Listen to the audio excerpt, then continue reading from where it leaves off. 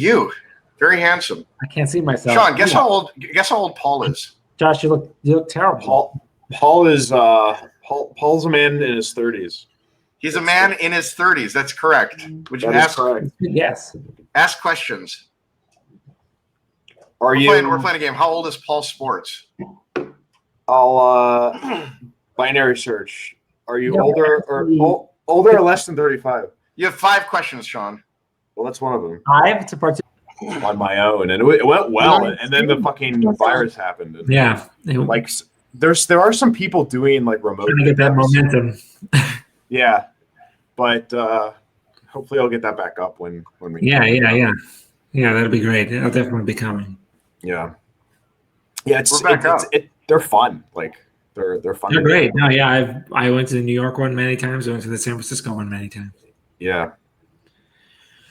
And Sean's a master bit dever now. Everyone has learned that you can just copy the notes from New York. Yeah. Strategy. And so that is now everyone's doing it. There's Austin, I think, is doing it. Probably. There's like Jay kind of organized everybody, and there's several places. Yeah, Austin. There's places in like Germany, Belgium, LA, Australia, I think. LA is doing one. That's cool. Yeah. And everybody just looks at Jay's site and pulls off whatever's there. Yeah. Much easier than coming up sorting through all that nonsense yourself. Yeah. Holy crap. So much stuff. Some of them are great. I mean, the San Francisco one is great because Peter Weil is there, and he just knows a lot. Well, they did the 100th one in January in New York. Cool. And there was a cryptography conference at the same time. So Peter was there, Andrew Poster was there. It was a lot of people just were in town for it. And I forget there were a few subjects where like John started getting into it and just deferred over to Peter to let him explain certain concepts. Yeah, yeah, that happens all the time in the San Francisco one. Yeah. Yeah, he's kind of sort of one quarter running it the whole time. He's just his presence is there, his gravity is in the room. Yeah, which is very cool. This is awesome. Okay, so I think I've got the hang of this mostly. Okay, so now it follows the one who talks, and it's recording, and it's not freezing. So we've been on for a couple of minutes, and we have 2 people. But that doesn't matter. Last time it started to get up. Alrighty. But it is a thing? What's that? Is there a link? Should I share a link? Yeah, share the link. It's on my Twitter. Just don't. I'll just in fact I'll telegram you. What is even going on? Okay, is it the same? Paul's a twink. Oh, thank you. No, it's not about you, Paul. There's lots of people named Paul. Copy this. So now I'm going to retweet this. Oh, it's not about you, Paul. There's other Pauls. You're very Paul-centric, Paul Stortz-centric. Did you do a tweet that I can just retweet? Yeah. Okay, I'm opening it. I gotta do okay, here we go. Stands us up. Yes. All right, not today. Not today. Yeah. Okay. All right.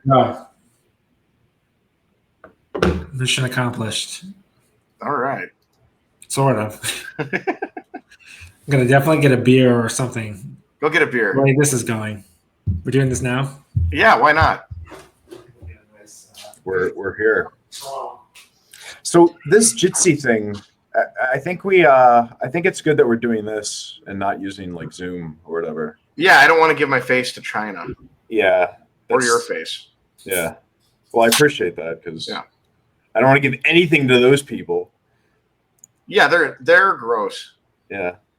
Okay, we got 2 people here. 2. We're waiting on more people before we start telling funny jokes. So we're keeping all the like less humorous stuff at the front end here as we like wait for people to come on. I see. Yeah. So anyhow, chat with us in the sidebar, by the way, guys. Like the live chat's there, and by guys I mean one other person who's watching this. Where do I see the chat thing? Can I see it? I think you could see it, Dismiss. but I think you'd have to log in to like go on the front end and watch the video yourself. So you can do that and mute it. I can only see the. Yeah, I don't know if I should do that. I'll let you guys react to the. Yeah. Well, I'll go ahead and read them as they come in because there's literally nothing right now because there's one other person. So, Paul, you have 0 pull. I guess so. I mean, we didn't tell anyone we would do this, or I didn't. That doesn't matter. Let's see if we can drop it in the dojo as well. I already did that. Did you? Yeah. All right. 3. Oh, that's a lot. That's a lot. I would feel really uncomfortable if I joined and they're like, "Oh my God, 3 people." Like, oh, no. I think it tells you on the front end. No, like that. I would be not a happy camper at all. I would be like, as soon as I leave, they're gonna be like, "Was it something we said?" Where'd everybody go? Yeah. Well, back when I was popular, it was easier to start these things up because people would watch it, and there'd be a lot of people in one of these things. We get 50 within a minute. Oh, of course. That was great. I would be the most. I literally drop everything for anything John Seth There you go. related. And then I got stupid and fat because I was thin back then, if you remember. No, I remember you. Yeah, that was definitely the case. I remember multiple Bitcoin Uncensored jokes about it. I remember even you saying something like you had a joke about you talking to a girl and she said they only date guys that take care of themselves or something. Talking about.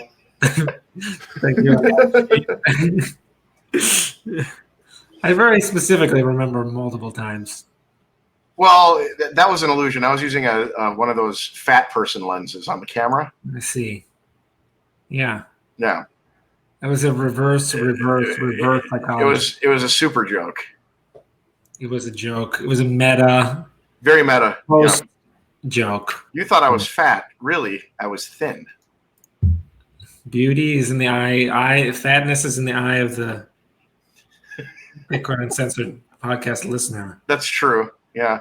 Paul, that's a very nice little, very Miami apartment you got there. Do you have anything in it? You have very white walls. No, I got lots of stuff. There's a thing. There's like a piece of art over there. So can we do like Cribs Edition Paul Storts? No, you cannot.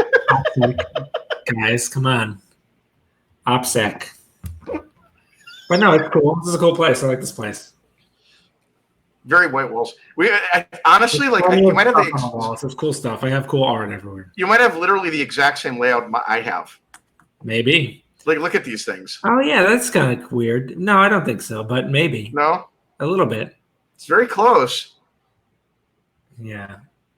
What door is that? Is that an alarm on your door? An alarm on my door. You have a white box or something. Let me look. 1 sec. I have to talk so that it opens up behind me. No. That's like a doorbell. Yes. Yeah, because this place was built in like the 1980s, I think. Right. So it's a crappy place. It's made of cement. It's beautiful in terms of its. Yeah, it's a giant cement block. So I live in a Faraday cage, which annoys everybody else. No, that's my dream. That's what I want. Yeah, I live in a Faraday cage. No, I would like to be in a soundproof, like temperature proof, everything proof. I could play the subwoofer here, and nobody would know. Not even my next door neighbor. It's absolutely excellent. Yeah, well, you can buy one of these units, Paul. All right, you can turn this into the Bitcoin resort. That'd be awesome. We could like review joke, but there should be something like that. It should be. Well, so in the Christian communities, there's like a lot of these places that are missionary compounds for retired missionaries because they don't make any money. So the idea is that you live your life as a missionary, and then you go and you live on one of these super cheap sort of places with all the other missionaries. And in some ways, I think that worked real well with Bitcoiners. set up like a commune in the middle of Florida. Oh my God, yeah, that is the final destination. It's not like we have jobs, right? Or and it's not as though anyone is fit for any work. Right? What are you gonna do? Work? Yeah, I agree. Josh, I was trying to remember because I remember that you got it wrong on Peter McCormack's show. You said rule number 3. Yeah, no, I can't. So unless I say them all. 4. Yeah, you're absolutely right. I was saying about but so then rule number 1. And in one show there was like an appendix rule that was like rule number 10 or something. Yeah, rule number 10 is I'll see you at the cribbage board. That's what I was going to say, something about cribbage. Yeah, and I was going to say that, and I was like, I couldn't quite remember what it was, but that's the commute. That's the end game commute. Yeah, that's Bitcoin and end game. Infinity cribbage war, board. Infinity cribbage, end game. The rules don't out of order. The rules don't matter because they have to be in order for people to understand them. Yeah. So I mean, it's the point is when you're doing the rules, you can really you could say rule number 1 is rule number 35 if you're just saying it on its own. But when you're doing the rules, you really do have to do them in order because they have to be discovered one after the other. So we know the final result of the rules. We just don't know rules maybe 6 or 10. It's like a story that is being told with a flash forward. Yeah. It's like an episode of Breaking Bad. Basically. Well, I discovered rule number 10 while watching Warren Buffett do an interview. It's you never know how one can be discovered. That's right. Their mind. Behind any corner or any rock unturned stone. Wait, how'd you discover that one while watching Buffett? Well, I actually don't remember the details. You must play cribbage or something. Or bridge, one of those games. But the point is he plays an immense amount of one mind game that he plays with a bunch of people and just plays it all the time on the computer in his free time because it's not like he does anything. He runs a conglomerate. Let's be honest. So he doesn't and he just spends his days very, very satisfied, and that's kind of the point of all the rules is how do you live a life that you end in a satisfying way, and the most satisfying way. Video games and other games. Yeah, and right, the most satisfying thing you can do is at the end of your life, be surrounded by people who care about you and with friends, and spending time with them. So that's kind of the point. Is rule number 10 at some point is I'll see you at the end game essentially. Mm-hmm. Satisfied and happy and proud of discovering all the other rules. Most people don't ever play that. Don't get there at the end, right? At the end of their life, they have regrets and they're dissatisfied and sad. Like Sean. Yeah, like me. That's me. I see a lot of myself in that. Oh, Paul was talking to me yesterday about how to improve Bitcoin. That was fun. How to improve Bitcoin. No. What I was saying, I think, was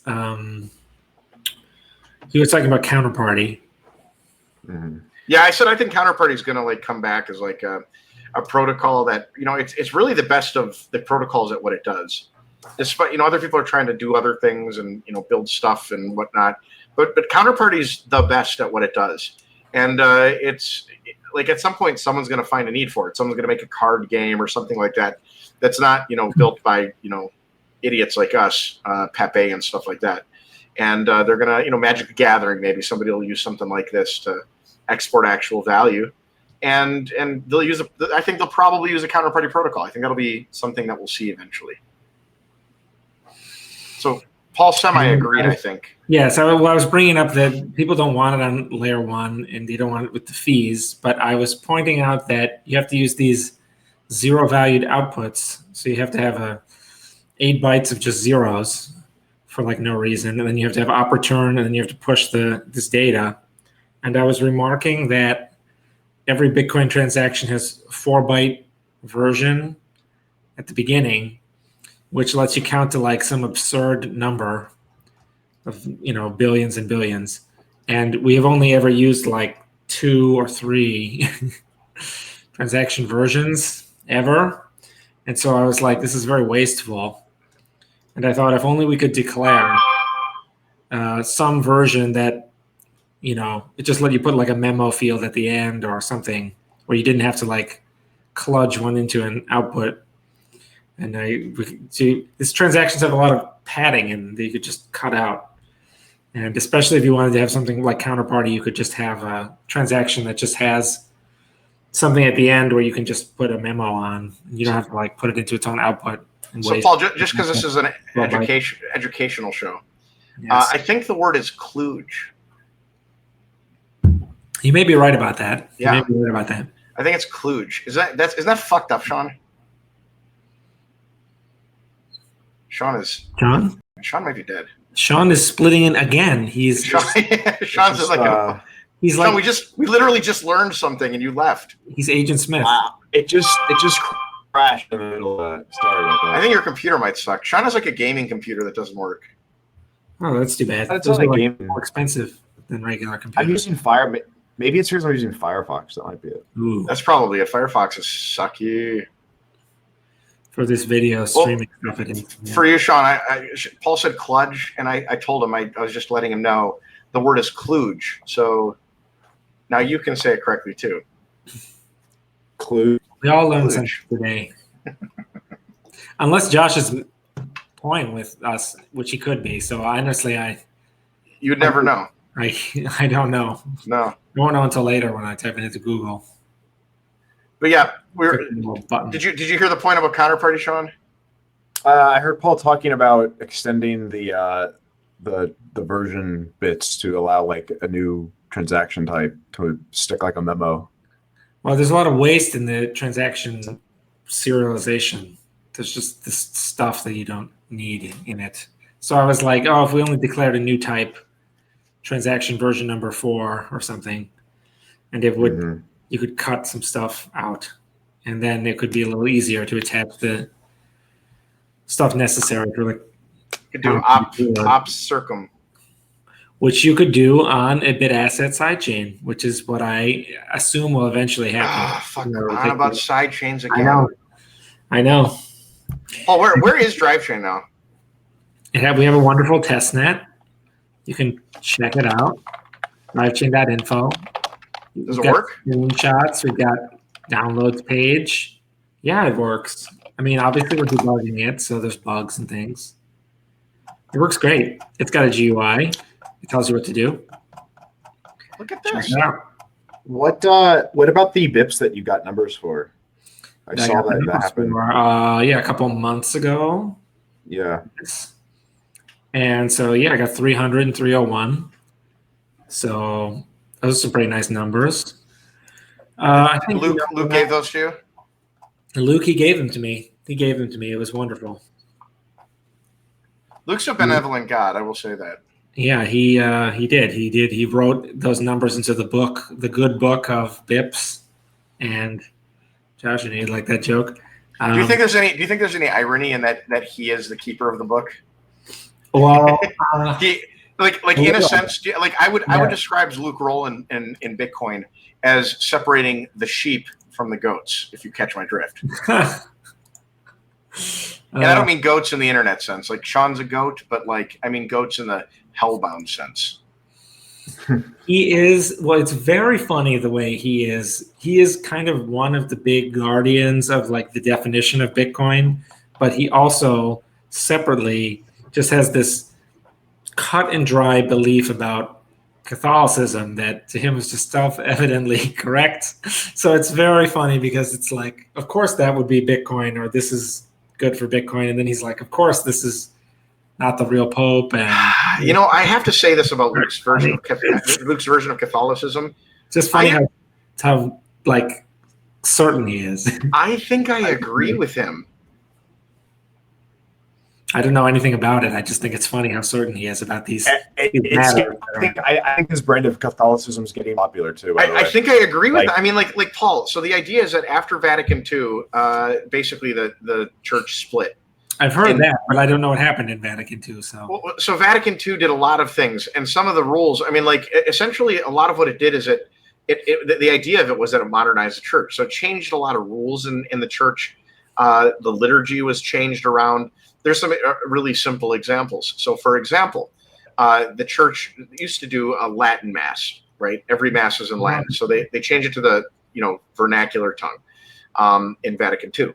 The other thing they did is there's a moment in the service where you do the sign of peace, where you turn to your neighbor and you shake their hand and you turn around, essentially. Well, in pre-Vatican II, once the bread and the wine were consecrated and you believed that to be, the body and blood of Jesus Christ, you didn't turn from it, right? Like, that makes a lot of sense from the standpoint of respect and, whatever, right? That makes a lot of sense. You don't turn from it. That's your king, right? So Vatican II changed the order of the sign of peace to after the consecration. I see. So there's lots of these little changes that really do change the meaning of the mass, and the mass is the representation of the entire belief structure. So it's very weird. But then apart from that, you look at the papacy since then, the new pope is a moron. He's a globo homo. He is a global homo.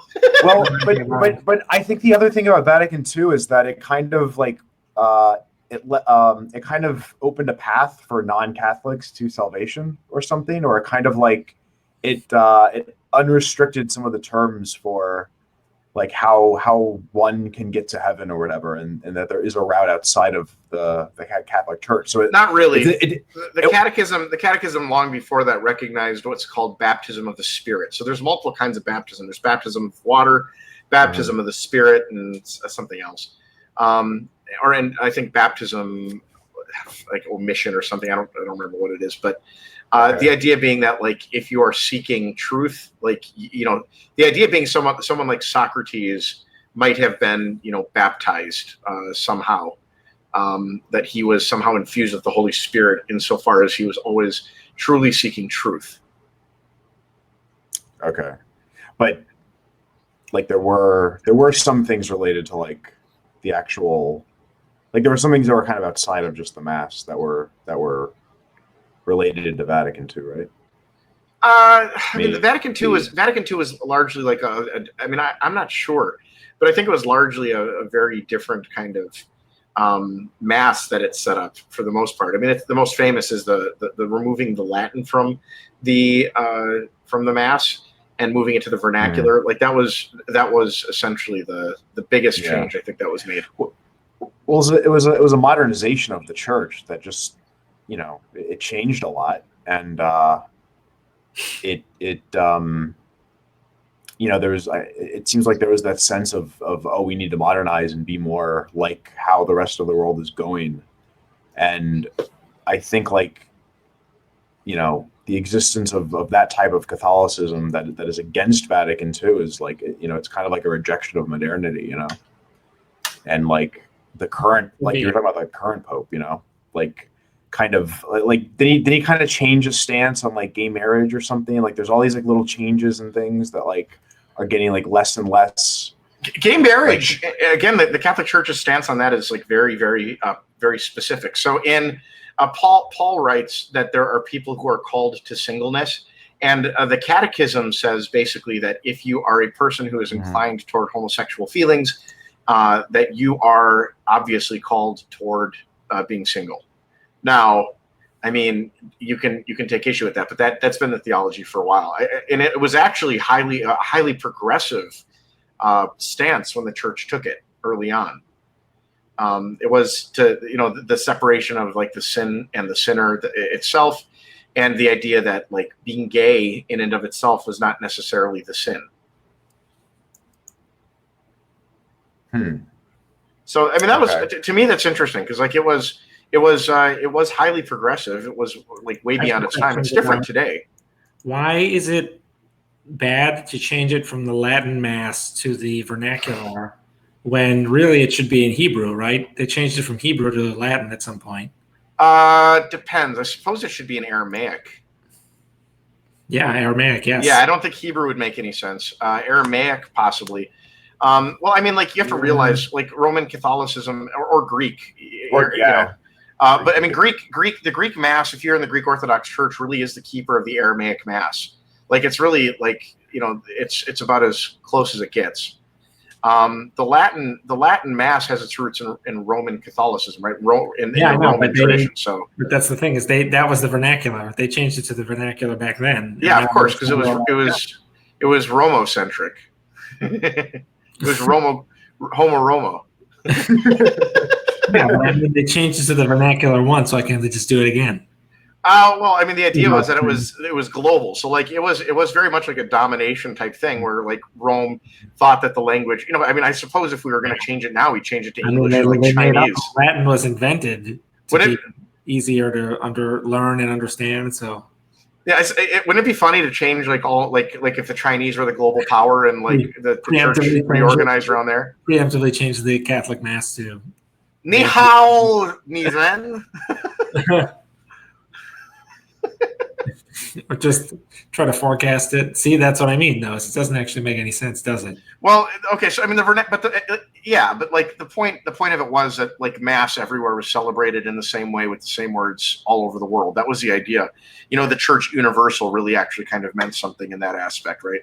I don't think that the change to Latin or from Latin is the biggest thing that someone like Luke has a big problem with. I think it's the other stuff, the stuff that I mentioned and the way the papacy kind of changed as a result. That's the flaw with putting all your chips on one guy, is that eventually you get a guy you don't like. Well, it's also when you declare that guy infallible. Yeah, that's what could go wrong. So he's not actually infallible. That isn't the theology. He has to make like an ex cathedra statement or something. Or it's the rule is that he is infallible on matters of doctrine or if he speaks ex cathedra. Yeah. So I knew about that ex cathedra one. Yeah. So I mean, catheter. But how do you know that? Yes, post catheter, Sean. Yeah, when he speaks. Only So I mean, but the church has gotten in a pickle a number of times in the speaking ex cathedra. So like, of course, like how can you not? It's inevitable that because humans are not infallible, right?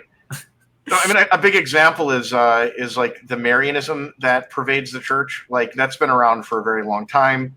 The church declared like Mary co-redemptrix, and it's ended up like sort of causing the church to have like Marian worship, which is very strange for the church because that's really not their point or their goal. But the way they've used it a couple times, and like the history of the church is problematic. But like anyhow, apart from that, this is not a show about Catholicism, by the way. What's that? I said this is now a show about. It's now a show about Catholicism. We've switched the thing. This is a show about Luke Dash Jr. is what it is. Yeah. But I do think it's interesting to look at like Luke Dash Jr.'s like issues with Vatican II because I kind of agree with him, and I'm weirded out by saying that. Yeah, well, I don't know anything about it, but I think it's great that he's a very principled guy. I just think it's funny. To him, it's like super clear.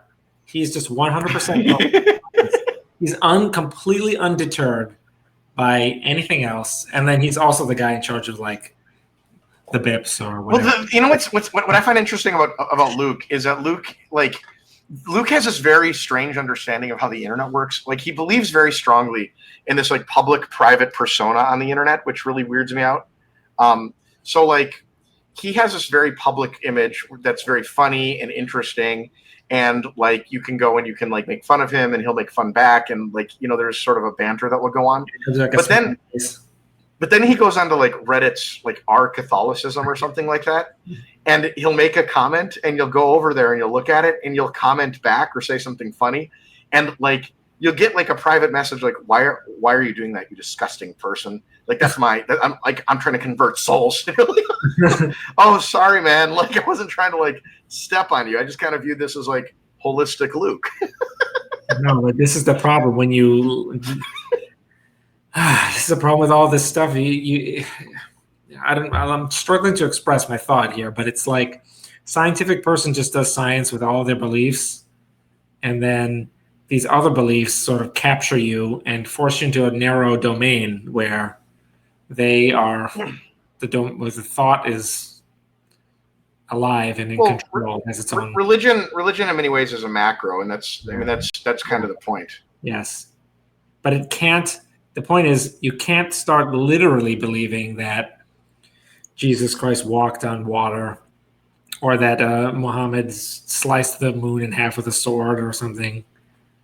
Why not? The stuff is in there because it's written in this book, and you're just like, of course he can't. Because what would that mean? Like, what is happening to the water if you took like a microscope or a scale and you tried to put it in the water? Well, maybe Jesus is an alien and he had element 151 in his boot. Well, we would be really interested in finding out. Right. So I mean, like, maybe he did in fact walk on water. No, I'm saying it's completely possible for anyone, any normal human or robot, boat. It's possible for things to walk on water. It's just that the story is told that a normal person just walked across, normal primate person just walked across some water. But maybe like he had set up the trick like months earlier and was just waiting. That would be interesting, but that's not what the story. See, this is what happens to people. They tie in these knots and they say, well, it's not all the parts that are wrong are just metaphors, and all the parts that are right are completely. Or maybe he just walked on water. Yeah, maybe, but this is the point: is that you get caught in these little narrow columns, and then you just say, "Well, within the column, I won't think about it," and then I'll go to work, and then at work I'll be like a rational person. Well, I will tell you, I find thinking about like the why of religion like very uninteresting for the most part. Like, how did this happen? Like, I grew up in religious churches, and they are obsessed with keywords. It's very like Gnostic, sort of the modern church. So you say to, at least if you say to an evangelical, what's your favorite book? They will respond, if they're like in the club, do you mean besides the Bible? Yeah. And like these are just like little keys that you can, they're little things to walk through that you can you can engage with an evangelical on their level. You could even preempt them. You could say like, besides the Bible, what's your favorite book? In which case now you're in the club because you already know the assumption. But I do find those questions very uninteresting. Like, did Jesus walk on water? It seems very stupid because it doesn't seem entirely the point of that story in any way. I know, but that's not what I'm trying to say. In a way, that is what I'm trying to say. Well, I understand what you're trying to say. You're trying to say that like your thinking narrows when you. The point of the story is to be vague and to sort of have its cake and eat it as well. It's sort of like. Are you trying to say that phrase correctly? Is that what you're trying to do? Yeah, I say that phrase and say it and have it be heard correctly. And have it be heard correctly. Paul's the Unabomber. Sean is like making my screen turn black. I don't know how everything is happening over here, Sean. Sean doesn't have a computer that works. That's his main problem. Yeah, I have a shitty setup I have to keep playing with here. It might work now though. Surprising that the playing helps. I'm on Google Chrome now, so I switched to a shittier browser. So a better browser. China, you should have used Brave. Oh yeah, that's right. Yeah. I should have. They should have called it Brave and Beautiful. That would have been like. I should have used Gab's fork of Brave. You should have used Gab's fork. Yeah. Can we get Andrew in here? Would that be possible? I have no idea. Andrew refused an interview with us. We were supposed to be the first ones to interview him, Paul, right after Gab released Dissenter. Yes. And then we got into a chat room. I thought that was a good idea. It's a decent idea. I thought it was a good idea too. I had some questions and critiques. Standards. Yeah, I agree. There was no blockchain involved. That was the best part about it. Yeah. And I was very happy with it. And we got the first interview. And so we were setting up for the interview. We got all into a chat room. And then I asked him a couple hard questions, and he thought that I was going to like give him a gotcha. And he exited. So. Too bad. Yeah. What were the hard questions? Do you remember? Well, yeah. I do. Will you take off your shirt? What were they? No. So I was asking, like, so one of my big issues with Gab is that Gab is promising to be this free speech platform. All right, but they censored a bunch of stuff. Well, they've censored a number of things, and I understand that they've censored them because they're Nazis, but like, wasn't the point that you don't remove things that you disagree with? You know, and I went through a couple of specific examples, and he goes, "Oh, I see how this is," and then he like exits. That's like, okay. Yeah. I thought those were very fair questions. I think that's because like the thing about Gab's got two fatal flaws. Number one, what's his name? Andrew Torba. The entire promise of Gab being a free speech platform is based on whether Andrew Torba wakes up on the right side of the bed. That's flaw number one. So we have the right side of the Andrew Torba right side of the bed flaw, and then flaw number two is that every company has a very simple way to violate all of its promises, and that's to sell itself. And if Gab becomes a threat to Twitter, we all know what's going to happen. Twitter's going to show up at Andrew Torba's door, and they're going to be like, "Hey, Andrew, getting pretty big. How about we buy this for $1 billion?" And Andrew's going to be like, "No, I have principles." And then I'm going to say door number two is good. Like they will like destroy his life. Yeah, door number two. Spend $0.01 billion. Right. We'll spend $0.01 billion and we'll follow your kid to school every day, and we'll like super creepy. Right. Exactly. Yeah. Like, of course, every normal person will take the $1 billion. Yeah, I agree. Well, I mean, this free speech thing is very cut and dry to me. I mean, if you fire up Notepad or something and type anything in there, it could be weird Nazi stuff. It could be anything. It could be a joke. It could be totally insane. It's not like Notepad, don't judge. Just well, you use Jitsi or you use like AT&T phone lines. It's the same thing. So, if these people are going to be the free speech thing, they have to just let literally everything on, and it's just and let the user sort it somehow with something else. Sure. I even didn't mind the idea of like the jury, but even that, like, I don't think that you should allow free speech up to the whims of Americans. And I have a lot of like I think free speech is an absolute right.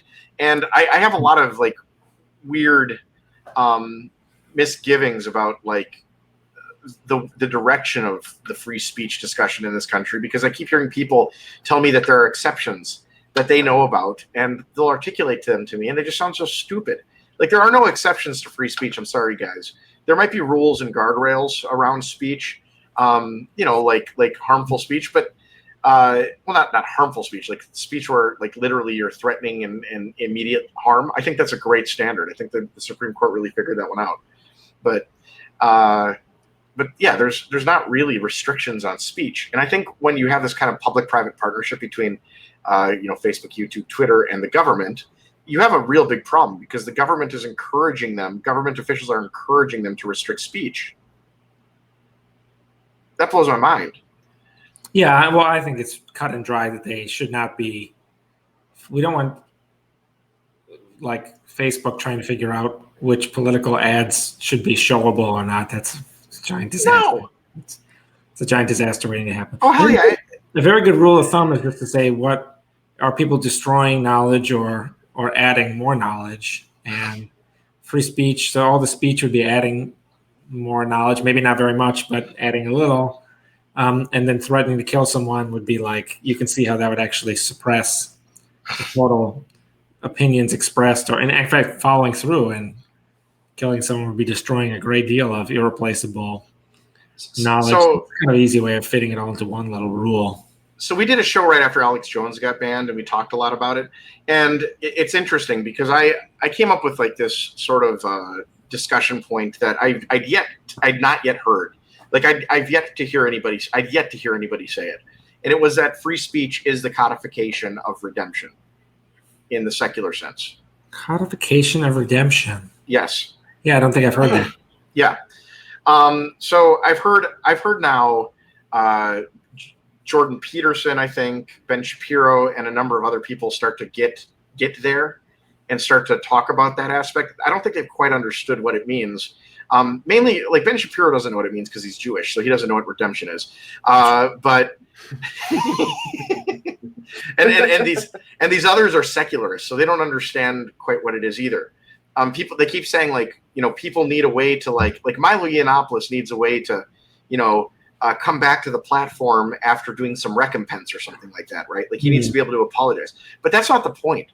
The point is that like redemption requires that both parties could be wrong. It requires an understanding that both parties could be wrong, and then it requires the ability. Both parties could always be wrong. That's not required or caused by anything else. That's the state of affairs. Right. So given that you know that that's a state of affairs, and given that I know that's a state of affairs, in the secular sense, redemption is the state of turning away from your sin. Sin is a Greek word that means missing the mark. It's an archery word, right?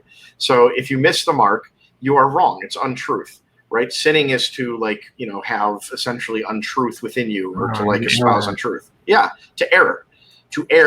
And you cannot correct your error if you cannot talk about it. Well, I kind of along those lines, but not quite. But I think it's very weird when Twitter suspends an account. They don't explain why, and they don't let the person put up a thing that says if a store closes, they put up a piece of paper that says either we closed, or it says rent owed. Visit our new location at whatever, right? So you see there's no closure. You don't even know if they suspended their own Twitter account or not. Dude, it's fucking like a Holocaust. There's an inherent deceptive angle to the way they do it, and I'm not saying that it's a disappearing of people. It's very weird. It's down the memory hole, for you. It is. So I don't like that at all about the way these people are removed. They're removed similar if you're removed from YouTube or whatever. Well, YouTube is even worse. If you're removed from YouTube, not only that, Paul, they delete your email and all of your Google Docs and such. Oh, that's weird. Well, here's my question: Aren't they the repository of your property? I don't know. There's a word for that, though. I don't remember it. There's a legal word for that. And that's the thing. If they delete all of your family photos and they don't give you notice, are you unable to sue for that? Is there no damage? I don't know. I mean, I'm sure. Obviously, the letter of the law is that you agree to some absurd user license agreement when you sign up that lets them do everything. But I don't know if that would actually hold up in court, given the amount of labor that you put into constructing your Google Docs versus what they do, which is. Well, if your company is built all entirely in Google Docs. Yeah, I don't know. It is weird, though. I mean, it would be interesting. What's it? Google's now in so many spaces too. What if you were running a company that was a competitor of one of Google's conglomerates, and you, as the owner, were banned from Google? Thus, they deleted your entire company, thus deleting one of their competitors. That would be good. I mean, that would be probably your best case. Would be the antitrust case. You would probably they would be really afraid of that. Probably. Would that be amazing? Because they would be if we lose this case, it's huge quantity of money destroyed for Google. That would be oblivion for. Well, they'd also make that entrepreneur very rich. Yeah, of course it would. Yes. I think that they would settle that. This is your angle. This is the alarm. Yeah. This is the alarm end goal. I think that would be very, very interesting, and I find it very very scary that Google has that kind of power. But I also think that there's a disparate impact that occurs here. People say that they're not targeting conservatives, but we all know that a majority of the people getting banned and targeted are conservative. I bet they're also men, by the way. Yeah, well, I mean, I don't know. I mean, I definitely believe that, but I have, that's the hard thing is you can't really prove it, of course. You get their stats, you find out what it is. It's I bet it's mostly men. I bet you could probably go after them for gender discrimination. That would be, maybe, I don't know. I've thought a lot about this stuff. I have a lot of ideas. There is, I was saying this about Google a long time ago, 15 years ago or something, but they have helped. There are a lot of people out there who they get a free email account from Gmail. That's a pretty big deal. If you're super poor, you live in Nowheresville, part of America or part of the world or something, no money, and Google's going to get you started with all this free stuff. Sure will. It's pretty sweet. Yeah, they make a promise. So they have been pretty helpful, I have to admit. But for a long time, I've been now this infection is just spreading everywhere. It's taking over. Right. How much of an impact do you think everything with the virus is going to have on their censorship and where their censorship stuff's going to go? Because it seems like a lot of the people that have been able to say things or Right. have gotten banned for saying things that there's less of that, but there's a lot of censorship and banning of people talking about like various coronavirus related stuff. Well, it feels like Google's going for broke here. Like this is the time that they've decided that they are going to like go full-fledged censorship. Well, I know they have a thing about if anyone disagrees with the WHO, it will just be memory hold, killed on sight. So they do not endorse fallibilism, and they don't endorse that idea that both parties could be wrong. Well, they also have a pope now, right? Pretty problematic. I think they've declared a pope, like it's the WHO. Yeah, right. Exactly. That's what they've said. That anyone who disagrees with this is the opposition to. Right. The WHO speaks ex cathedra on all matters. Yeah, it does. Right. Yeah, that's pretty good. You should go with that. That's funny. And thirdly, it's become more important than ever. The virus has rotated the game a little bit of life, so that those of us who work with a computer are even better off relative to other people than we were before. Right. Because now our relative standing is unaffected or goes up, but everyone else is like a wrecking ball went through their entire life. So it's more important than ever that people be able to communicate over the internet, and so the censorship becomes more relevant. Right. Right. Yeah, I don't know. I almost feel like maybe they're afraid. Obviously, the virus gets everyone worked up, and then they really want to help, and so but they don't endorse this raw.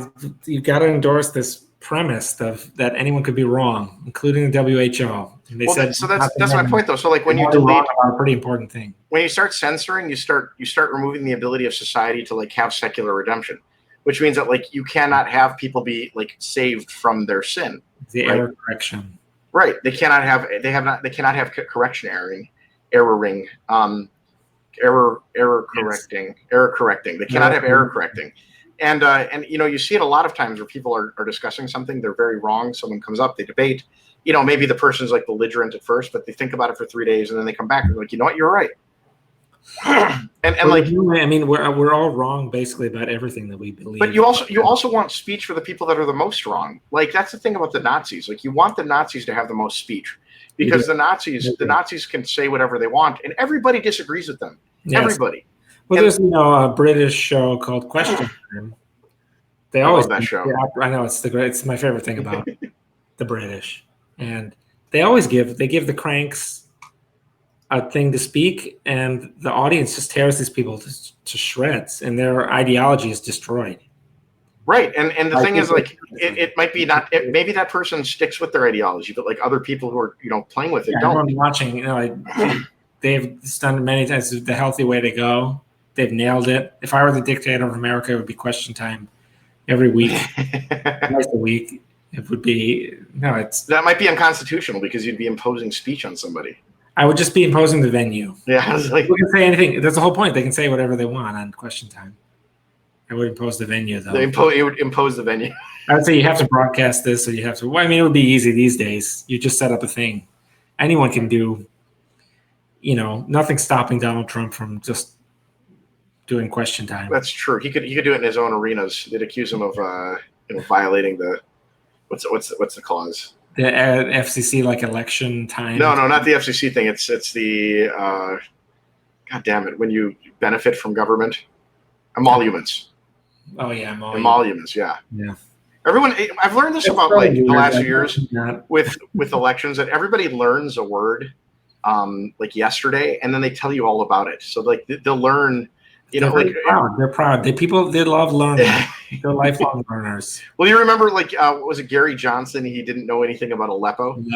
And then all of a sudden, everybody in my life was telling me all about how it was obvious he should have known about Aleppo. And I'm like, you don't even know. If I gave you a map, you couldn't find Aleppo. You didn't know what Aleppo was until yesterday. Yeah. Before the story, if you went up to these people and you said, $1 million. So what's your thoughts on Aleppo, Paul? Is Aleppo a real place, or did I just make it up? Yes. Right. Yeah, you can buy the option to get $1 million from correctly for like $2 million. I see this weird like culling of like this collective intellectualism where like somebody says a word and everybody has to come around and agree that they all knew that beforehand when all of us knew that they didn't. Well, we need more. You need in life. This is some philosophy that I've been cooking up in my own head, which is probably terrible. But I think you need these like private circuits in life. Otherwise, well, that's why conservatives have been starting to go to these like underground comedy clubs. Yes, right. You need something like I was thinking something like money, where people talk a certain way. Oh, cigarettes are bad or whatever. But then secretly you start your tobacco company or your strip club, and you make money, and it's this zone where you can like do the things that you know but can't say, and that's like anonymous publishing as well. We need some kind of anonymous publishing. It's like 4chan, Anonymous. Oh, I like that. Yeah, no, an anonymous that would be good. I'm feeling that. I like the idea of someone like the anarchist cookbook type publisher needs to come back. Yeah. Well, I also feel that way about prediction markets, or like anonymous betting that reveals what people really think. They want to speak a certain way to be seen in a certain light. Paul, you're like a two-trick pony. I know I am. It's all just driving prediction markets for the last like 6 years. Two-trick is longer than most hookers last, though. So, like, I guess that's fine. Yeah. So it's a great two-trick. You're a two-trick pony. That's cute though. But yeah, like I mean, I wish you could get liquidity into prediction markets. I mean, like look what's happened with. It's possible to do with it. It just requires money. So there's a way of transforming the problem around so that you can spend money directly to subsidize liquidity and nothing else, and it doesn't. There's no waste or like human error or anything. There's a formula. There's a formula that you can do this thing. Robin Hanson figured it out a long time ago. So you can transfer around money. It doesn't need that much money. You just get some people who care about a topic, and we just fundraise whatever, like $1,000 or something. Man, so it's all a problem. I have a presentation about it, but I haven't recorded it yet. What's the status of that one of Joey Krug's stupid company? What's that called again? You're referring to Augur? That one. The one of the ice fishing based company. I don't know. I have no idea. Every time I hear it, I think of ice fishing. Oh yeah, like yeah. Or like the thing that cleans the toilet or something. It's also an auger. Yeah, well, that's an auger too, but like they don't call it an auger. They call that a snake. Yeah. And ice fishing, you call it. They're like, "You got your auger," and they're like, "Yeah, I got it, Oli." And they have the. That's funny. I like right. So I've always thought, like every time I think of auger, I'm like, "Why'd you name yourself after ice fishing stuff?" Yeah. But it doesn't matter anyways. They're gonna they're a failed process. It can't. They don't know, since all they did was copy my test. They don't actually understand the liquidity problems that you mentioned or how to fix them, even though I explained it in other parts of the stuff that I wrote. And Ethereum, it can't support these Oracle contracts because it has this free riding problem. So weird. So it's not a stable situation. Who could have predicted that? Right. I did in detail. Even my idea, if it's tried perfectly, is bad, right? Originalize a sidechain. It's very convoluted, and I've never wondered if it. I obviously hope that it would work, but it's extremely far fetched.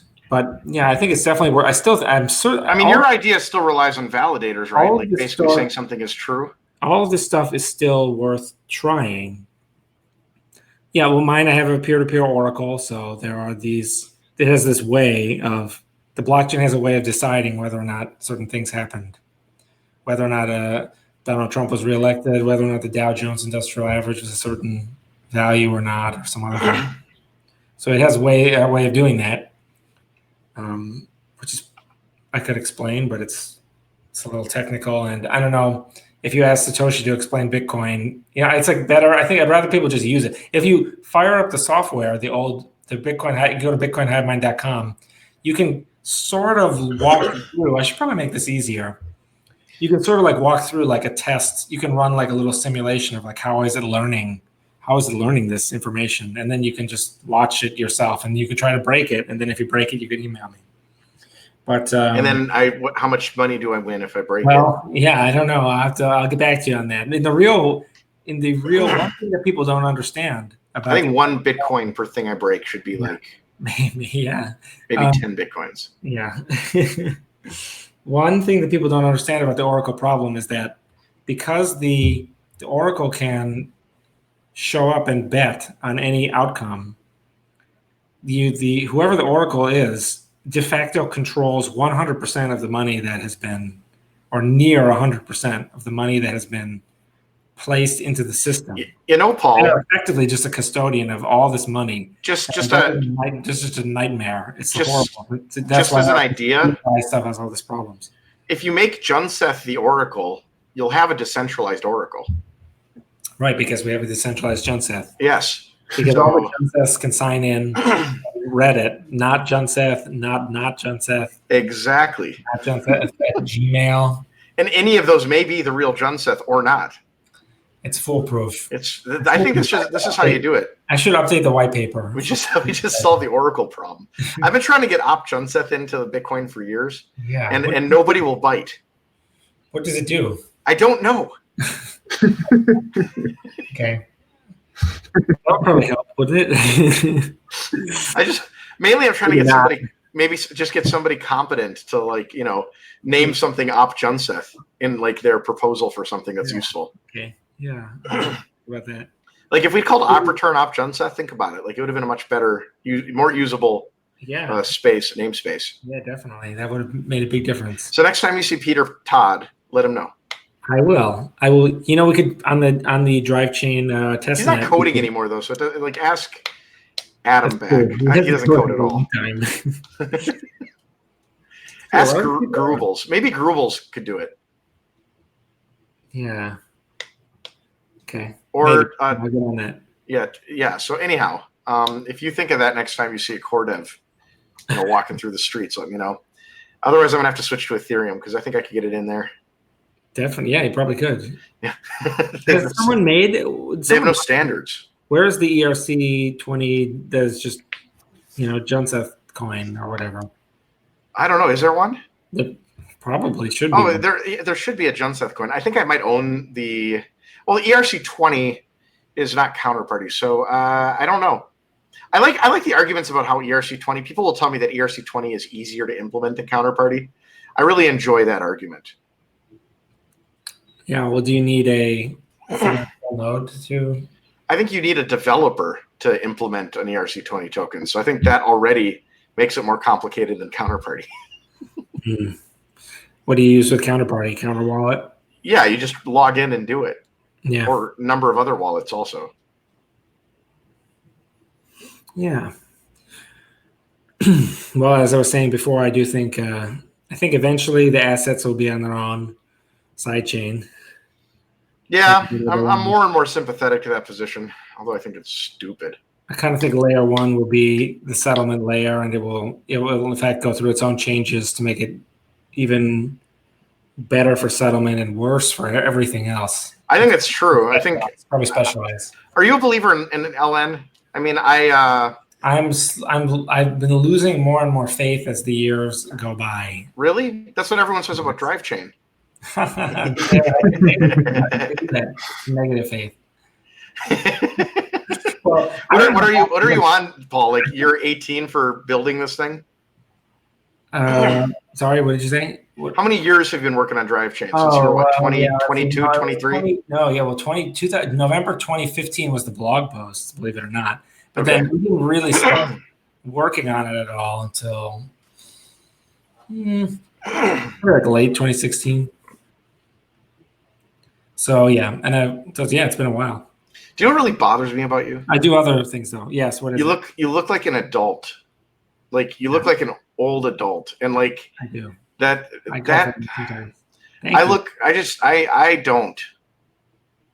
just bald.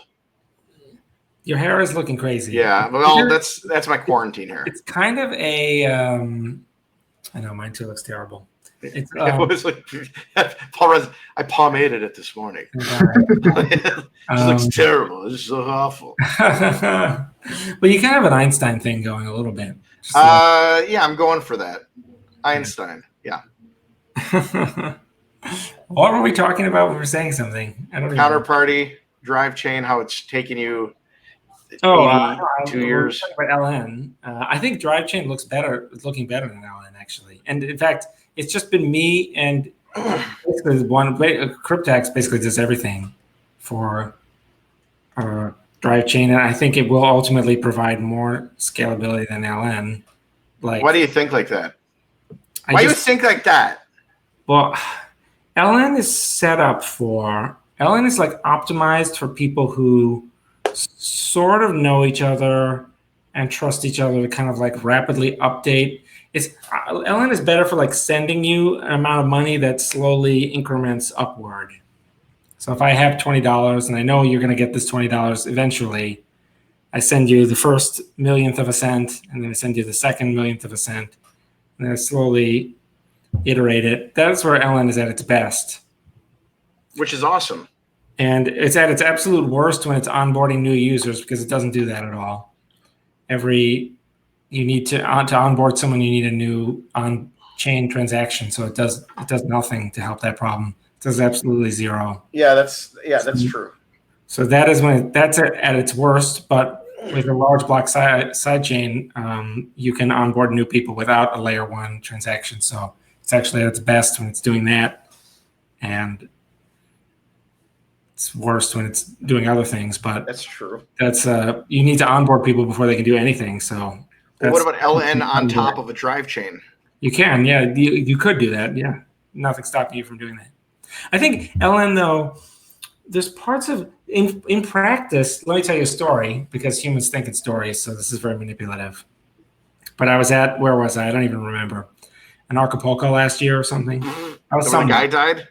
The guy got shot there. Yeah, it was right before that. It was right before like the cartel killed some poor guy. Oh my God! What a video too.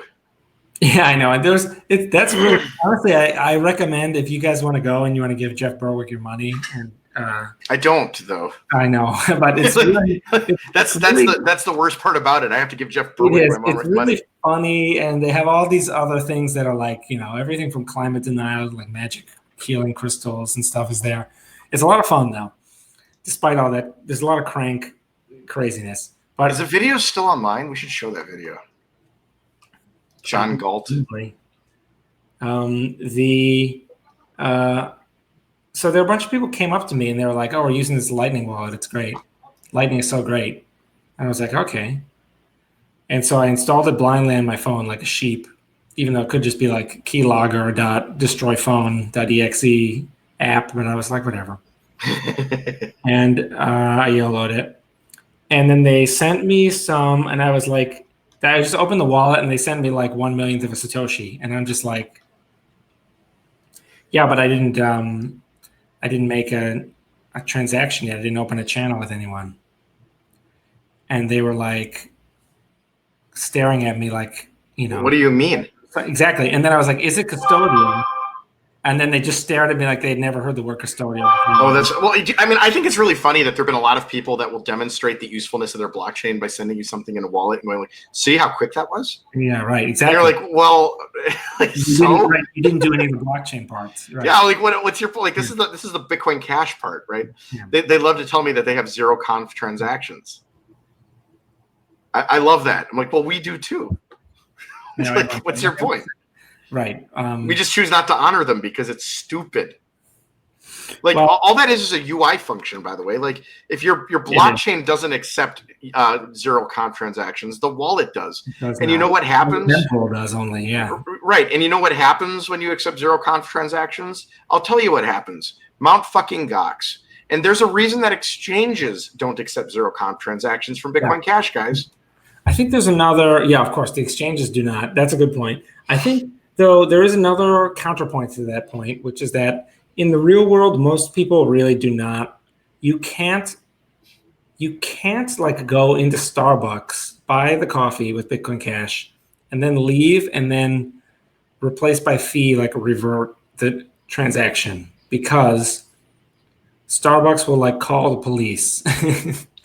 And so most people like just they won't do that. Most people are relatively honest, you know. They're not honest enough to like keep perfect bookkeeping. Well, that's the point though. Like most people can survive on a zero comp transaction. So like when I'm with a friend and they send me Bitcoin, I look and I'm like, oh, okay, it's in the mempool. We're good. Yes. Go ahead. Like you can leave. That sense, that we all. I have your phone number, and we both know that I'll kill you if I don't get my money for this sandwich. Yeah, I agree with you that it's not a basis for comparison between BCH and BTC. But the point was these people don't know anything about Lightning, and they was a custodial wallet, and so the user experience with Lightning is like it's very difficult, I think, to salvage because you have to be online to receive money. You have to sign something to receive money and broadcast with your private key. So when you I think Bitcoin is a kind of a lot like, it's like checks where you can like you sign a transaction and you sort of send it. And it's like this giant checkbook that's collecting everyone's checks in a big line or something. And, the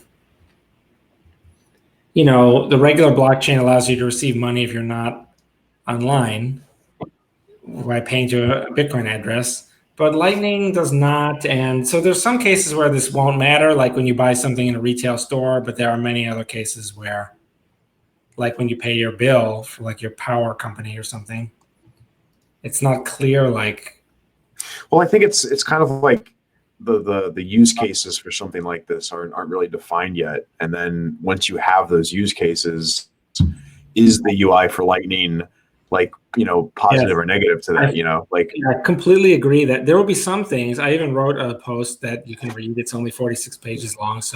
But it's about fraud proofs. I think they're only possible with channels, at least. So you need something like LN or some kind of so I think there will be a lot of things that you can do with LN that you couldn't possibly have done on a side chain. Well, it's kind of like it's kind of like you with Lightning, like you have this network built up that can handle these smart contract type transactions, and even if you kind of do variants of like where what the current HTLC model is today, like you'll have that infrastructure there to do that in the future. And it seems like there's like new ideas on the horizon. I think it will be used for new things, but I don't think it really will be this. It was never really supposed to be this scalability thing, believe it or not. I mean, they were not, when they proposed it, it was not supposed to be Dreiser and Poon never had it as like the end all be all salvation thing. I think what's really made me very pessimistic about LN is the cult that has sprung up around it. And you have a lot of these people, and you know who they are, and they just talk about how they love Lightning, but they've never used it. They didn't know. People didn't know that those are just Bitcoiners. They never used Bitcoin either. Exactly. Exactly. People didn't know you needed a Lightning node. People didn't know you needed a Bitcoin full node to run. People didn't know you needed to be online to receive money. They didn't know. So they had never like sent a Lightning transaction. There's literally only one person I know that puts their money where their mouth is on all of these things, and that's Mike Tidwell. Right. Yeah. I think Sean does it, but Sean does it more quietly. Mm-hmm. Mike does it, and Mike Mike does everything he can to fuck up. He's like, how could I lose my money? I'm gonna put I don't know, $5,000 in this. We'll see if I can lose it. Let's see what happens. His problem realizes he was actually the second person to ever use Lightning. So that's true. He like broke it. maybe he could use HiveMind and find like right. Oh my God. He'll call you up. He'll be like, Paul, this is the worst thing I've ever seen in my life. This is worse than Augur. Screenshots. So at least I have something to show for it on the site. You can look at the screenshots. I always feel a warm, comforting feeling. He was the second person in the world to use it. I do feel like. So let's talk about coronavirus real quick. Sure. That's on topic. Let's do it. Okay. So I am convinced that this is going to be the shortest recession in history. As you know, as I mentioned on Twitter, Josh, I can construct and sell you some kind of financial derivative where I will make a ton of money if you are wrong about that. And then you can... I will make a ton of money if I'm right? Yeah. Do you want to do that? Do you want to do that? Who pays the ton of money to the other person? Well, what I'm going to do, since you're so certain of it, I'll probably find other people to price it fairly, and then I'll resell it to you, at a terrible price because certainly it'll happen that I'll be able to get the extra from you. The fair market value will be like. So I'm positive you can construct this. I don't know enough about derivatives to be able to like assess what's in that bundle. So I'm going to stick right now with my like just buying all of the stuff at the bottom. Yeah. Okay. Well, I mean, it would depend a little bit on specifically what you think will happen. But if you think the stock market will soar tremendously, in like quarter, we'll call it quarter three. I think it's gonna look like a home run. Very simple thing is you can buy these out of the money call options. Interesting. That will be super cheap. That'd be super cheap. Are you shrinking? What's happening to you? Yes. Well, I mean, okay, so nothing. The only payoff if the stock market goes way up, and then you can buy. I think I probably would have made a ton of money had I done that already because, like, I mean, look at this thing. It's ripping back 4% today. You're probably right. Like, I think it's gonna, it's probably not going to be a very long recessionary. Here's my thesis. Here's my thesis. Like, I don't think that anybody has less money than they started with. I think very few people do. Yeah, but okay. Why? Like what? So the government is giving everybody full unemployment benefits plus $600 if they get fired. Okay. They're paying entrepreneurs with this PPP program, which I've heard not good things about. Like it seems. Well, you heard not good things about you, and it does suck, but like. There's actually people getting money, like for real, for Rizzo. And the waste is relatively nominal. And they're paying, big companies, like they're bailing out like, the airline industries, for example. So we're going to get out of this thing and everybody's going to have more money and they're all eating at home. So like everyone's got a pantry. So everybody's saving money because for the first time, they're not eating McDonald's every day. So now, everyone's going to walk out of this thing. They're going to emerge from their homes into the sunlight, into the uninfected sunlight. And they're going to find out that their bank accounts have like 2 times more money than they thought that it did. And they're going to spend it because people are stupid. So fourth quarter, everyone's going to be like buying presents to the tune of, an extra $1,000 to $2,000 in the fourth quarter. It's going to be astounding. We're going to have a record Christmas. Like Paul, this year people might get you a Tickle Me Elmo, like that thing you always wanted. Finally, I'm gonna name it John Seth. You can name it John Seth. I know the song. I can and I will. I've heard you tickle me. You tickle me. You make Elmo lovey-dovey happy with glee. You tickle Elmo. And then it starts vibrating. Is this from the commune that you grew up on? No. Tickle Me Elmo was long after that. All right. Fair enough. Yeah. I don't know if you saw, there was the Financial Times featured my Beanie Baby collection recently. That would be amazing if it were true. It is true. Is this like the Financial Times website? Yeah. Or the real...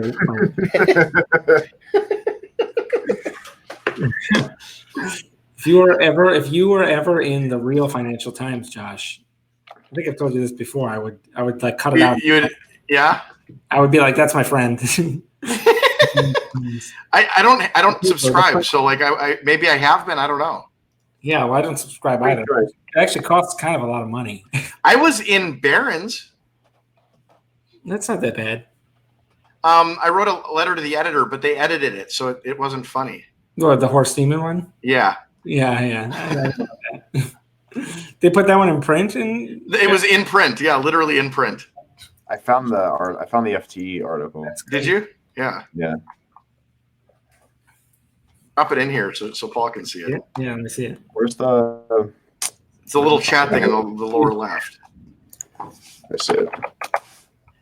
So, like, the market's going to rebound, but I see more of that issue where, like, the average American isn't, like, the government doesn't have a program in place to expose them to the S&P. So, like, a lot of the they end up getting kind of screwed because they have like no real knowledge of like where to put their money, you know. And I feel like I always think that Social Security ought to be like a more hedged bet than just in like government bonds, whatever they put it in. Yeah, like I feel like that would be like the best solution here because It's de facto in everything anyway. Because think about it: if the U.S. government already, since the U.S. government taxes everyone, the U.S. government is already like part owner of like everything. Yes. So yeah, well, all the money comes from there, but like if you drain the Social Security fund, you know, like you're not gonna.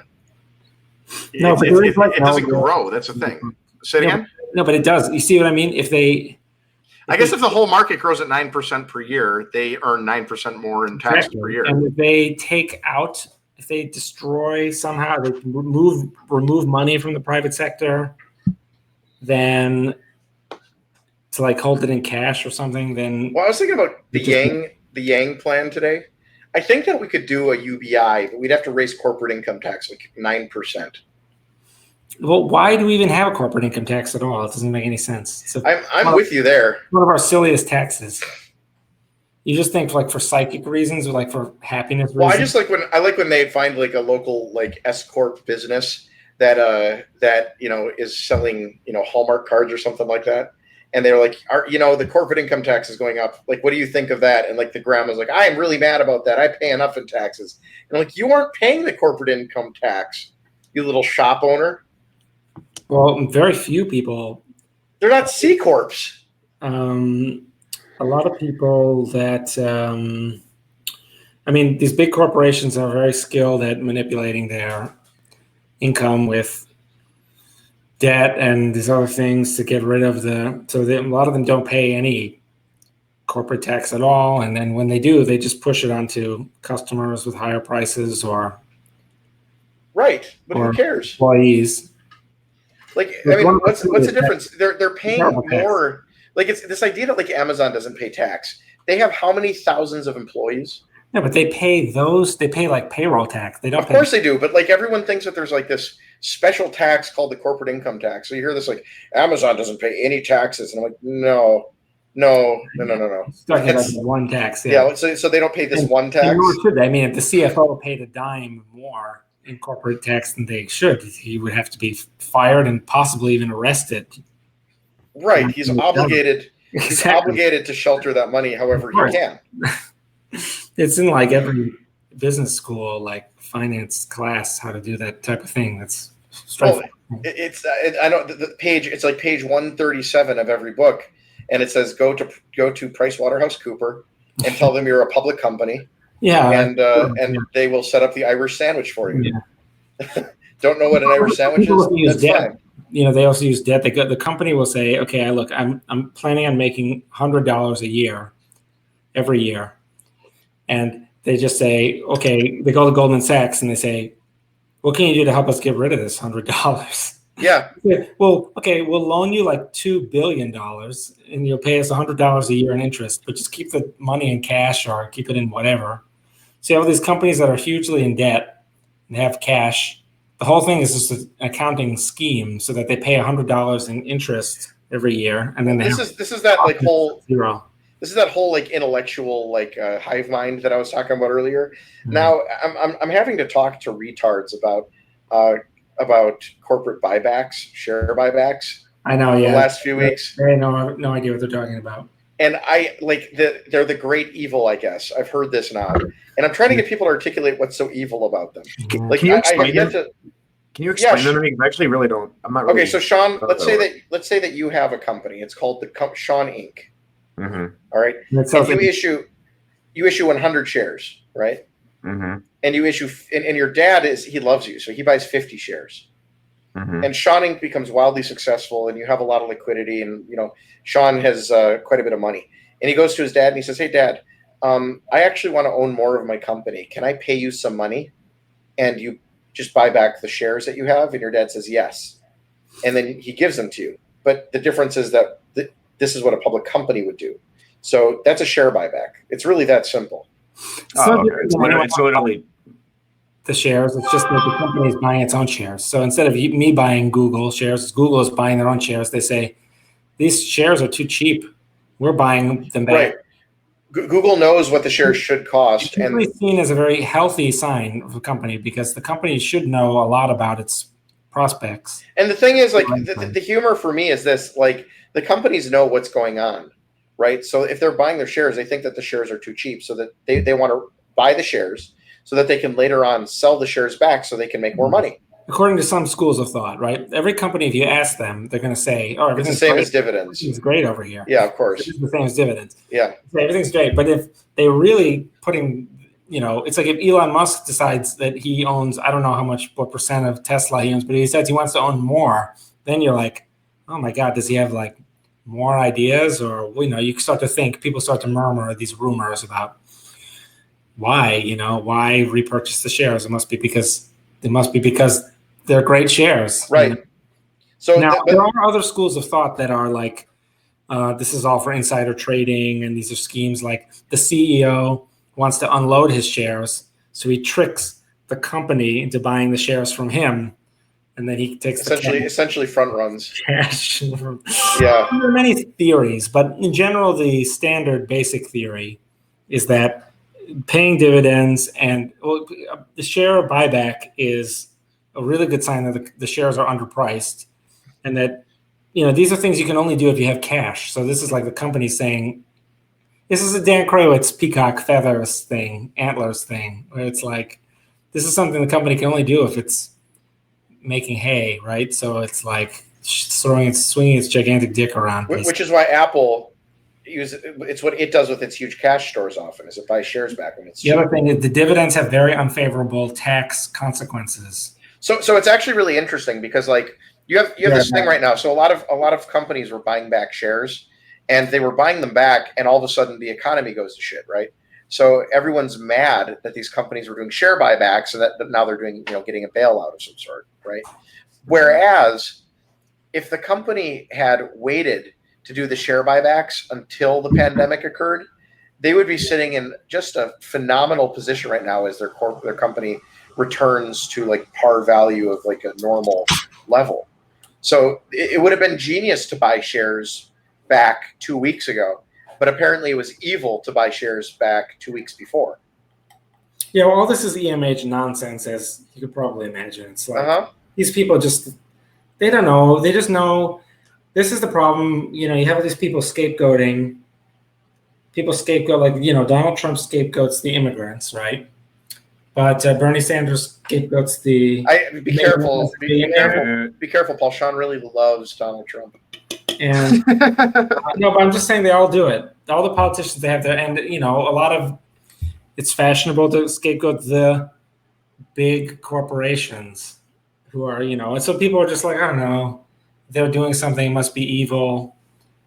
Sean told me Donald Trump is the greatest president since Abraham Lincoln. People have no idea, like, people don't know anything about share repurchase. They never even heard of it. It's just like Aleppo. They never even heard of it until yesterday. That was what was amazing to me, is all of a sudden I'm having to like talk to like my, sister, not really, but like my 16-year-old sister or something like that about like share repurchasing and how it's evil. It felt a lot like net neutrality when all of the mommy bloggers decided net neutrality was evil.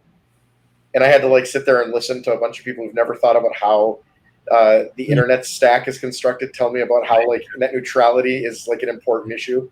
And I'm like, Google told you to care about this, Like you literally have no idea what you're talking about. Yeah, I was, taken a little bit in by that because a lot of the people that I knew and respected thought that net neutrality would like break the internet. But apparently it basically works exactly the same post. Really nothing seems to have happened. No one noticed either way. But you're wrong. It doesn't work exactly the same. Yeah. It works differently. Like net neutrality does stand in the way of innovation. Well, yeah, I understood that side of the argument. But I'm mostly struck by the fact that, I haven't really, no one has offered me anything new as a result of net neutrality going away. I haven't been like offered like the robo-surgery that you were promised. Like stuff like have video be routed on a different thing or whatever they were going to do. Nothing changed. You can buy more expensive, faster internet, but you could do that before. That had nothing to do with net neutrality. Well, but that's because like net neutrality really shouldn't do anything but remove certain, like for the most part, all it really should do is allow the market to work in terms of rejiggering where the costs ought to be like felt. So for example, the reason that all of the internet companies wanted net neutrality is because they basically want all of the costs of the internet to be at the on-ramp, right? So like it's a cable news argument. They wanted everything on the internet to be essentially bundled, so that they could sell their cheap bandwidth, right? So if you buy Comcast, you're basically subsidizing Netflix, you're subsidizing Google, you're subsidizing all of these other companies and their bandwidth by buying Netflix, because Comcast isn't allowed to throttle you on any of these sites, right? So all of a sudden, Comcast can't really do anything about Netflix using up like 20% of the world's internet traffic, or YouTube using up like, 30% or 40% of the world's traffic, or whatever the hell it is. Pornhub offering, how much of the world's internet traffic, et cetera. So like the idea is get Comcast basically to force everybody to, bundle at the on-ramp, so that they can sell you Netflix at $14.99 instead of like $38.99, which it probably should be. Yeah, I don't know. Interesting. I don't really know a lot about it, but yes, I don't know. But yeah. Anyway, share repurchase agreements. Here's the thing. Now that the companies don't even pay dividends, very little is even tethering them to reality. Some pay dividends. Royal Dutch Shell pays dividends. There's tax disadvantages to paying dividends, so people avoid explicitly paying the dividend, and they say instead what we're going to do is periodically rebuy the shares so you can get your cash that way. And because it has a very similar effect, but you don't pay tax on unless you have your money in your like retirement account, right? Well, what do you mean? If it's in a tax sheltered account, you don't care. You're indifferent. No, but the company has to pay the dividends when it pays the corporate tax. Yes, but you're indifferent if your money is in a tax advantaged account. No, I don't think so, because 100%. No, because it's not you, the investor, that's paying the tax. It's Shell. No, you absolutely pay a tax when the dividend is paid. Well, you may, but I'm talking about the corporate income tax. Oh, I see. So when they have to earn this money and then pay it in dividends. Yeah. And they're like, oh, we'd rather just use it to buy the shares back. Then it's not a dividend. And then they put that on the books. They get a big loan. Although as far as I know, they've changed this tax situation around a lot, and my information may be antiquated. Well, I like the idea of the government advantaging companies. Like that's the claim that like the left will often make. Like, yeah, it's a public company. So if they advantage the company, if you're an investor, you will be advantaged. Not that difficult. Like the fact that I'm in like the S&P means that if the government bails out the airline sector, I'm advantaged. Oh yeah, in a way, I suppose. But we do need to reward. We need to punish, badly run companies and reward people for running good companies. It's just like how they have these bad blockchain projects versus. Oh hell yeah! It's good blockchain project. You can't just keep bailing everyone out. But the question is like how much. I mean, like I gotta say, like there is a difference between companies now and companies then, right? Like I want to know where the Bell Labs is, because these innovation labs. Like they were different. They were different. I mean, they were the ones that were. That you need. Well, Apple is kind of like that. There's an argument that you need a big monopoly in order to realize the gains that you make from your investment. So if you make an investment in R&D, you have to be able to recapture it. So if there's too much competition, actually, it would be bad. Sometimes bad for R&D. In the private sector, because the private sector needs to be able to. But I very much viewed Bell Labs as like a true public company, like in the way that NPR pretends to be a true public news service.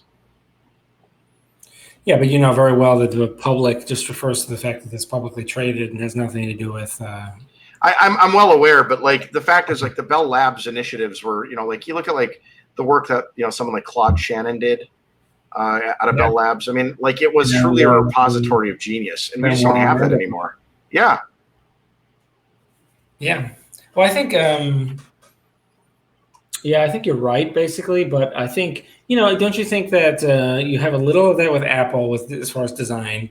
And I think Apple is a design house, sure. User experience and design. And that's dead though, because that was literally just Steve Jobs.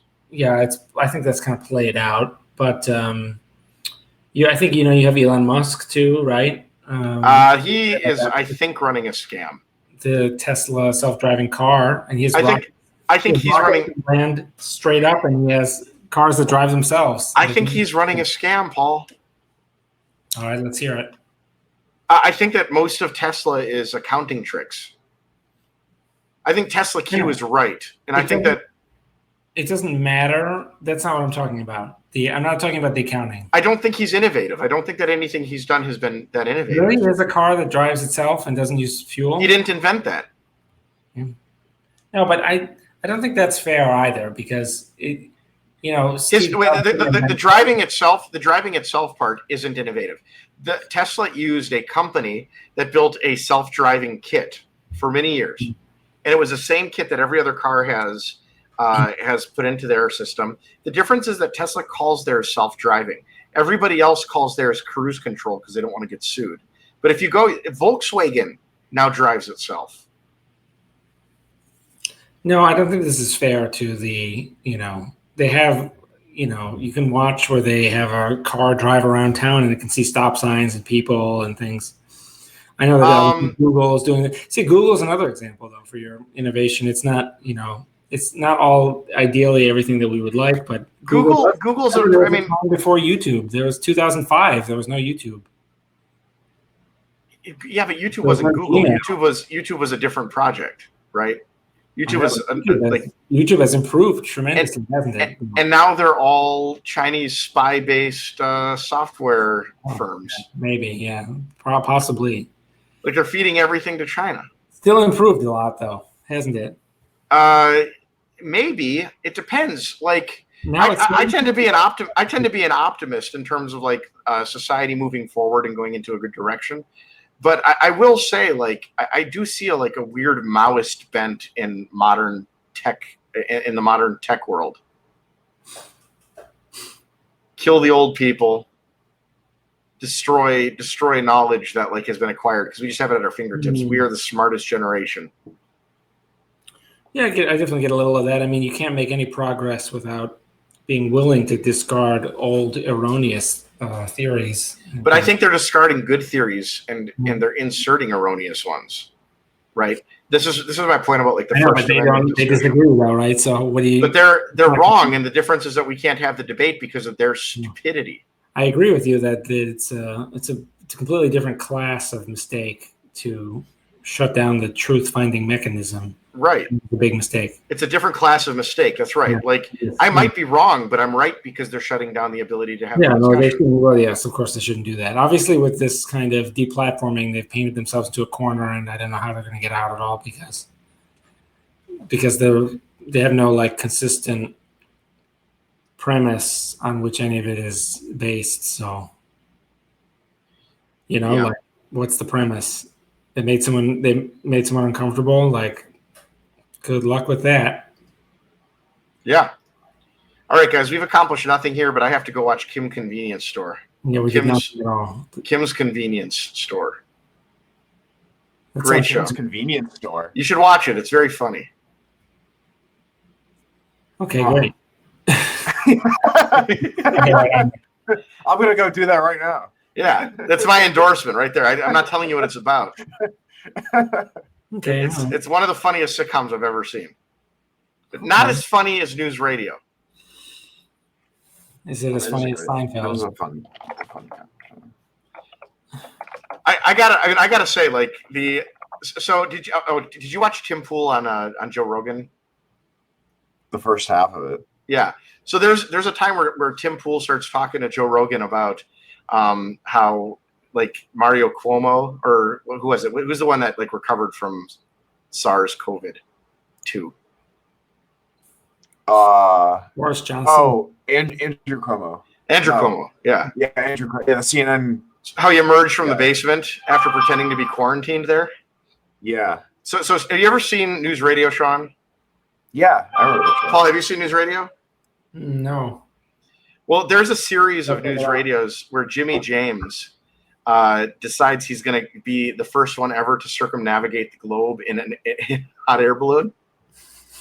And so he sets himself up in a room with a blue screen behind him. I was going to say, did you do that already? Yeah, in the studio. And it's funny because Joe Rogan is on News Radio. He's one of the main characters. I remember Joe Yeah. Rogan on News Radio. Yeah. And so like I thought like that was the perfect parallel because it was literally a newsman who was making news by shutting himself inside of like a green screen room and pretending that he was circumnavigating the globe in a hot air balloon. One of the funniest segments I've ever seen. That sounds great. News, you have to see that show. If you haven't seen it, you should watch from episode 1 on. It was great. I've heard it was great. I forgot that. I thought you were talking about some news show that just came out. No, the old News Radio. Now I get it. Greatest sitcom ever to be written, in my opinion. I know a lot of people liked it. I found more people recently that have, but like I feel like while it was on, I was At the watching time, it, I and heard that people hated it. Yeah. nobody watched it. I was like the only one. Yeah. Oh, do you know? Years later, Joe Rogan got who's the guy that's the star of that news? Phil radio Hartman? show? No. Andy like, Dick? No, he's not really this. I mean, he's kind of like the main character, but he's not really a big star. I think his name was like Jim Foley or Jim. Oh, something. no, Foley, Matt Foley or whatever Matt his name Foley. is. He Rogan has him on a podcast like years later, and he talks about his divorce. Oh yeah, I think I've seen that. Yeah. Oh, Sean disappeared. Matt Foley You is should Matt watch. Foley is the Chris Farley character, the in a van down by the river guy. News Radio. It is God. What's his name? We're all looking it up. Dave Foley, Canadian. Dave Foley. That's it. Yeah. I listened to that interview. It was very good.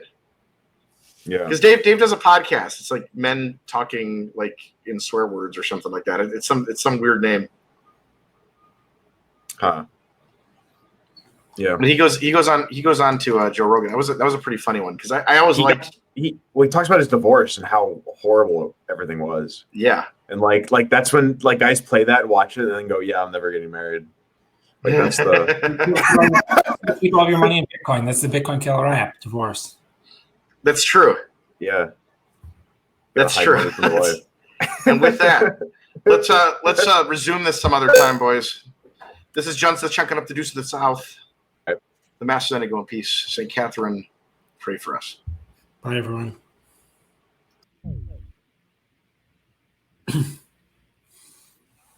See you later, Sean. See you, Paul.